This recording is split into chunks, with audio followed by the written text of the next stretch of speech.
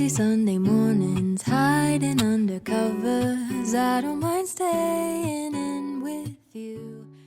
Hello friends, welcome back to the channel. If you are new here, my name is Milana. And in today's video, I wanted to take you guys along with me as I prepare and reset for the month of February. Now, in the months of December and January, that was a totally different story. I was not getting a lot of things done that I needed to. Therefore, in the month of February, I'm going to be ready to go and I want to take you guys along with me. Let's get started.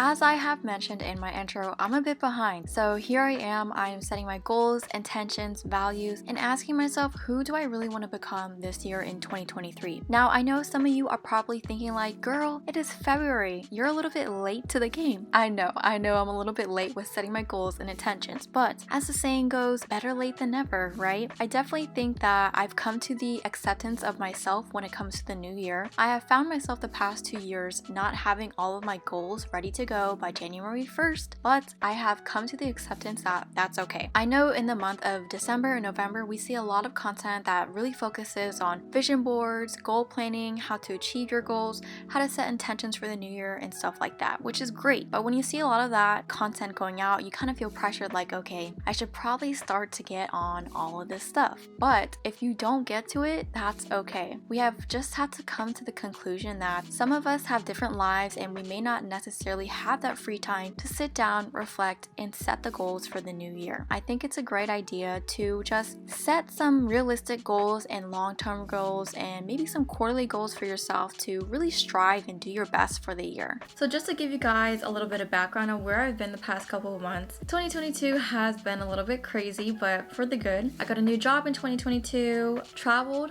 a couple times. I also graduated with my associate's degree as well last year. So I had a lot of things going on and trying to graduate with school, getting things done, getting into a routine, and also traveling. I really didn't prioritize YouTube a lot last year, but now that I am on a roll this year and I kind of have a better gist of things and I have a better schedule, I'm definitely going to stay consistent with YouTube this year. No matter if it's once every week or once every other week, there will be some consistent postings every single month for sure, because I told myself this is my passion and now I have no other excuses to not do it because of this, and that. And one thing this year that I'm definitely looking forward to is embracing more of my personality. I feel like I have a more calming personality versus my last couple of videos that I've had up on my channel the past like year or 2 years. I feel like it wasn't fully me. So I'm ready for 2023 to be more authentically me and just not be afraid of being myself. So for those of you that don't know, I actually made a vision board, a physical one, back in 2020, and I did a video of like how I did it, what my intentions were, and things like that. The things that I didn't accomplish, like Greece and Bali, for example, that's kind of like a given because I wasn't really thinking about what was going to happen. And I was also younger in a sense where I didn't realize how much everything costs and how everything adds up, like getting to the destination, accommodations, eating, so entertainment, things like that. Everything adds up. But anyways, I did accomplish a couple of things here on my vision board. I do yoga every single day, read every single day, I journal every single day, and I also meditate every single day. So a couple of things I do definitely want to work on is obviously getting my channel to 100k subscribers. Another thing that I'm definitely going to work on in the future is having an e-commerce business online. I didn't get to that the past couple of years, but I'm going to kind of put that in the back of my books because the next 2 years I'm going to be focused on other things. But I'm going to go ahead and take you guys along with me as I build my next physical vision board and kind of show you how I got my pictures, where I get them from, and then you'll come with me so I can go get them too. Oh.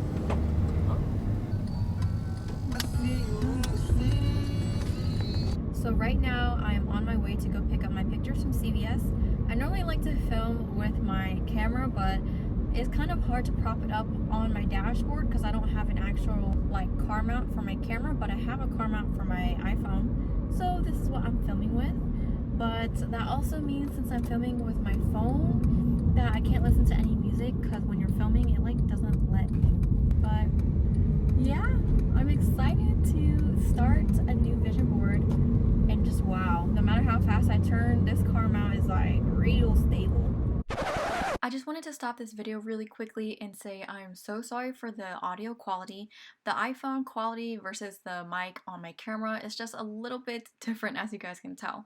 I had more footage from me talking and driving in the car, but I had to delete it just because the quality wasn't at its best. So I'm so sorry, guys. Alrighty, so for vision boards, I get literally everything off of Pinterest, whether it's a physical digital board or physical vision board or a digital vision board. I cannot speak today. If you actually have a Pinterest, feel free to follow me. It's the same username as my YouTube channel name, Itsmalanab. I have 9 followers, which majority is my family and friends, so feel free to join the party, and I have a couple of things on here. Anyways, back to the Pinterest, inspiration. I have a saved 2023 vision board that I want to show you guys how you can use it efficiently and organize it. So as you guys can see, I have 91 pins. Like, Pinterest is the place. Feel free to pin anything you want, because then after you just save a whole bunch of pictures into your vision board or whatever place you want to put it, you can actually go ahead and click organized. And then you can put them in the order that you kind of want it on your board. So you just gotta double click it.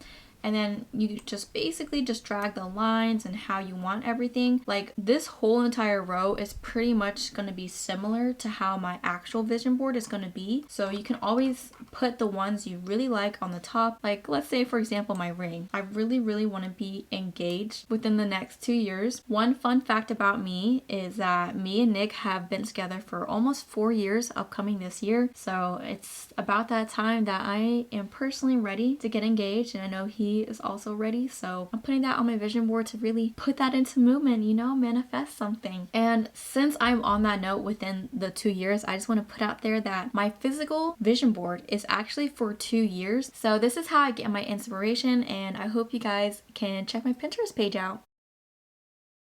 We welcome you to the show.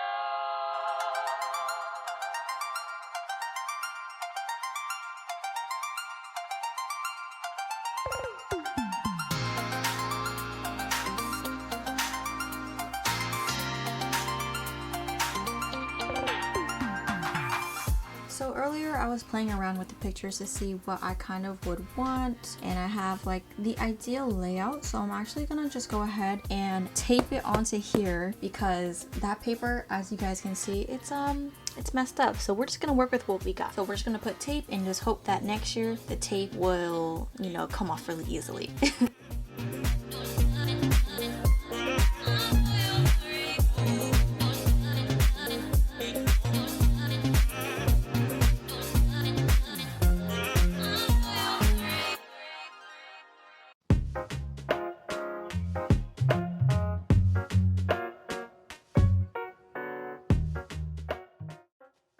Okay, so this is the final product. I decided to just tape everything. It'll be easier for me to remove when I do want to switch it in and out. So I'm really happy with the way it came out, and everything is nice and even. You probably saw me move it like a jillion times, but I just can't with these uneven lines. Like, I gotta get it to the best possible line of perfection that I can. So now all that's left to do is just put this on and hang this up. Alright, here's the reveal. What do you guys think? I think it turned out pretty good. Oh my gosh, that corner piece. Alright, minus the corner piece sticking out, I really like it, and I'm so excited to be looking at this every single day for like the next 2 years.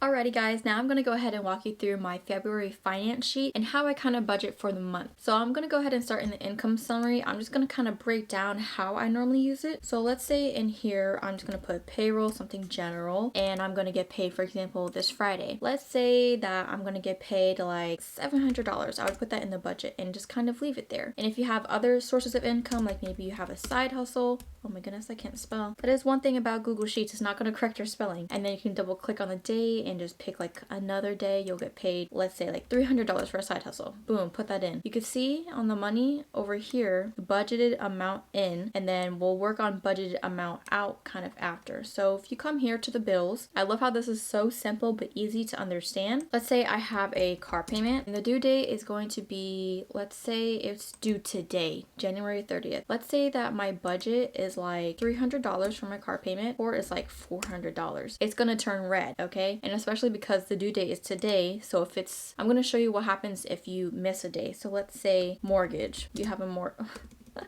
I cannot spell. Forgive me guys. So mortgage, let's say that this was actually past due. I'm gonna say this is due on the 27th. Boom, it turns red because they're just like, girl, you should have paid this. So then let's say $200 for a mortgage. Guys, I'm just throwing numbers out here. I know in today's market there's no way, you know, this would be $200 for mortgage, but I'm just giving you guys examples. So if your budget's 200, your actual amount that you're paying is 200, it's gonna be green. Now expenses, this is where it is like really easy for me to do. So this is where you're going to put all the type of categories of your expenses. So I kind of break it down to dining in. Eating food out is definitely one of the things I spend a lot of money on, but also groceries. A good portion of my money goes to groceries. Let's see, gas, for sure. I would say birthday gifts because I have a lot of birthdays in the month of February. So I'm just going to break it down for those examples, right? So let's say for dining in, my budget is $150. Groceries, let's say it's $300. Let's say gas is $100. And let's say my birthday gifts are like $115. I'm going to leave the tab alone, and now I'm going to go into my February monthly spending, and I'm going to go ahead and pick the dates of when I spend. So I'm going to say today, for example, I went to go and eat Fresh Kitchen. If you live in like Tampa, Florida like me, or any parts of Florida that has Fresh Kitchen, I definitely recommend you to give them a try. It's such good, like healthy Chipotle style food basically. So now the category Fresh Kitchen, I would consider dining in because it's food. I mean, you could always put your category as food, fast food, or whatever. So let's say the amount is going to be like $20 because I guess that's a typical amount that I would spend. Over here in the budget remaining, you could see that for dining in, I have $130 left, and then you can go back into the February monthly budget and you could see the budget was originally $150 and it tells you how much you have already spent. So that's really good. And I'll just give you guys another example of like a red one. Oh my goodness, this is such laggy. I'm so sorry. So next we're gonna go ahead and I'm gonna show you how it looks like if you overspend. It's gonna be the same concept, but just to give you like a guide. So let's say a birthday gift, because you know sometimes when it comes to birthday gifts, it's easy to spend for other people because you feel maybe they deserve something, maybe you just,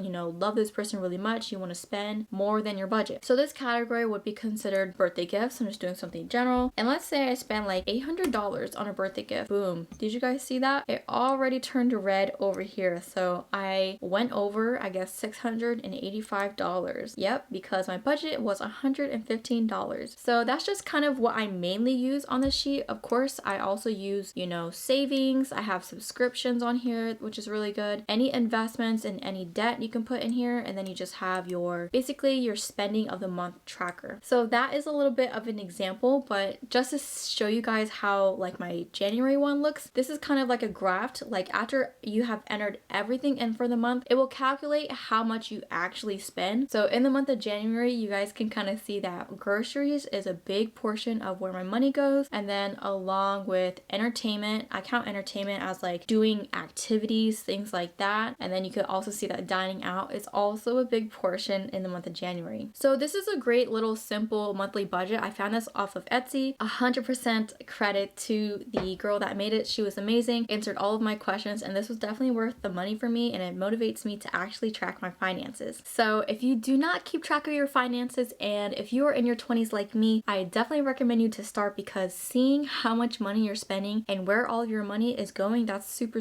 important.